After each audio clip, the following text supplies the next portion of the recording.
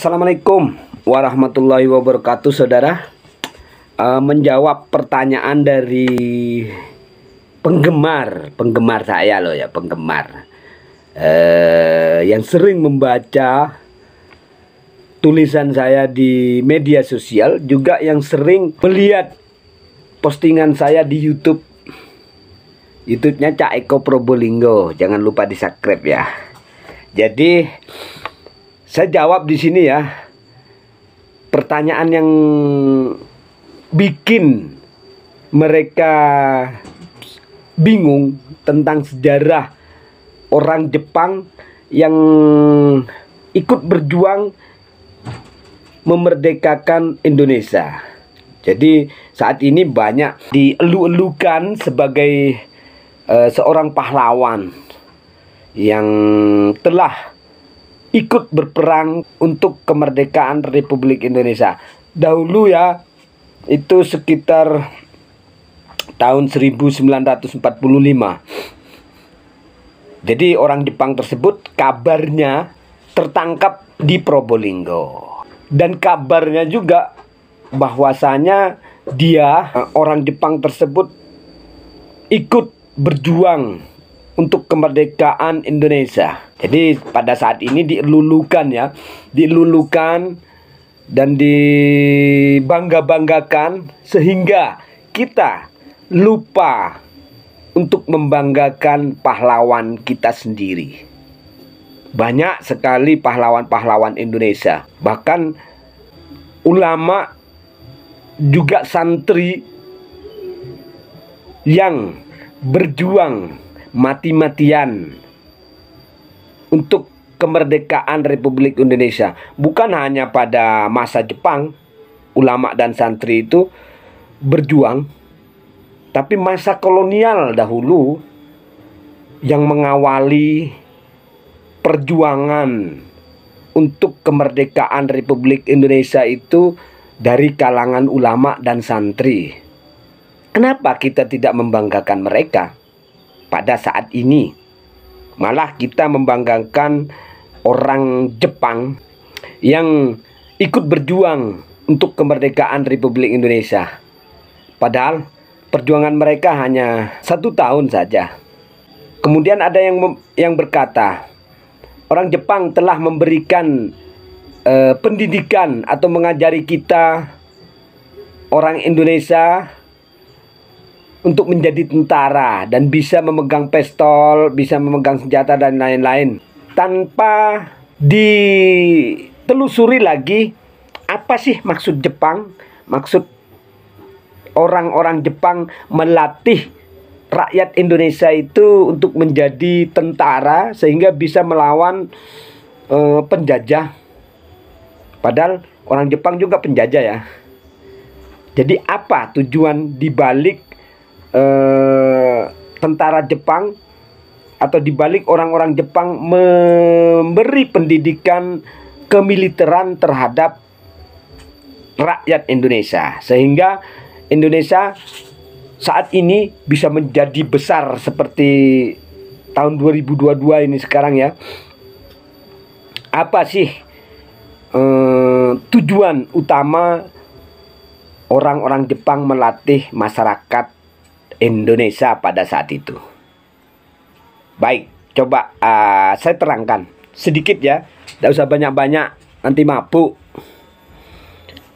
Tujuan orang Jepang yang melatih masyarakat Indonesia untuk menjadi petarung hebat, pertama tujuannya adalah untuk menjadikan masyarakat Indonesia menjadi tameng hidup bagi tentara Jepang dalam masa Perang Dunia Kedua di Indonesia.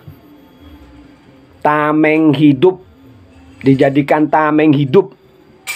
Anda paham tameng hidup? Kalau tidak paham saya terangkan sedikit ya. Tameng hidup. Jadi saat orang Jepang berperang dengan tentara sekutu ya, mereka menghadapi senjata-senjata modern milik sekutu. Dengan adanya tameng hidup masyarakat Indonesia, Maka ketika orang-orang sekutu atau Belanda menembakkan senjatanya, dar, maka yang mati duluan siapa? Orang Jepang? Bukan. Yang menghadapi peluru dari tentara sekutu siapa? Pasukan Jepang? Bukan. Tapi tameng hidup inilah yang menghadapi lebih awal. Jadi mati duluan. Seandainya Jepang tidak kalah perang pada waktu itu ya, kita yang akan mati duluan. Karena Jepang melatih masyarakat Indonesia pada masa Perang Dunia Kedua itu dengan tujuan untuk menjadikan masyarakat Indonesia sebagai tameng hidup. Itu yang pertama. Yang kedua, orang Jepang atau tentara Jepang yang ikut membantu perjuangan Republik Indonesia, karena mereka sudah kalah perang, itu bertujuan karena orang-orang Jepang itu dendam terhadap tentara sekutu termasuk Belanda yang telah atau mengebom negara mereka. Itu yang kedua. Yang ketiga, tujuan orang Jepang itu membantu kita, membantu masyarakat Indonesia berperang dalam perjuangan kemerdekaan Republik Indonesia, karena salah satunya mereka merasa bertanggung jawab terhadap keluarga mereka yang asli Indonesia atau sudah memiliki istri orang Indonesia atau keluarga dan anak-anak di Indonesia pada waktu itu. Jadi dengan sangat terpaksa mereka harus tinggal di Indonesia dan berjuang melawan pasukan sekutu.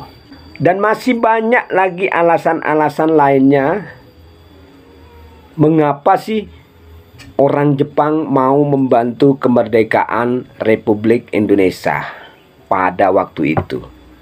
Itu banyak sekali alasannya. Bukan orang Jepang, cuma salah satu tentara Jepang ya.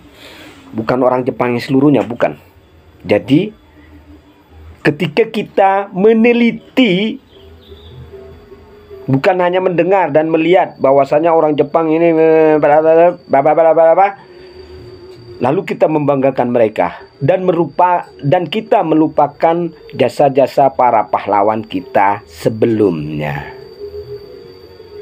Karena sudah terobsesi dengan tekad dan kemauan orang Jepang membantu perjuangan Republik Indonesia untuk kemerdekaan.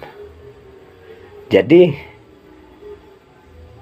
saya pikir janganlah terlalu membanggakan orang luar negeri yang notabene itu bukan asli Indonesia atau bukan asli Nusantara. Jadi kita bangga. Jangan. Cobalah kita membanggakan pahlawan-pahlawan kita yang saat ini nasib keluarganya sudah tidak dihiraukan oleh negara kita sendiri. Jadi mari kita sama-sama belajar sejarah agar kita tahu apa dan bagaimana sebenarnya suatu sejarah yang muncul ke permukaan. Itu saja dari saya. Wabillahi taufiq wal hidayah. Wassalamualaikum warahmatullahi wabarakatuh.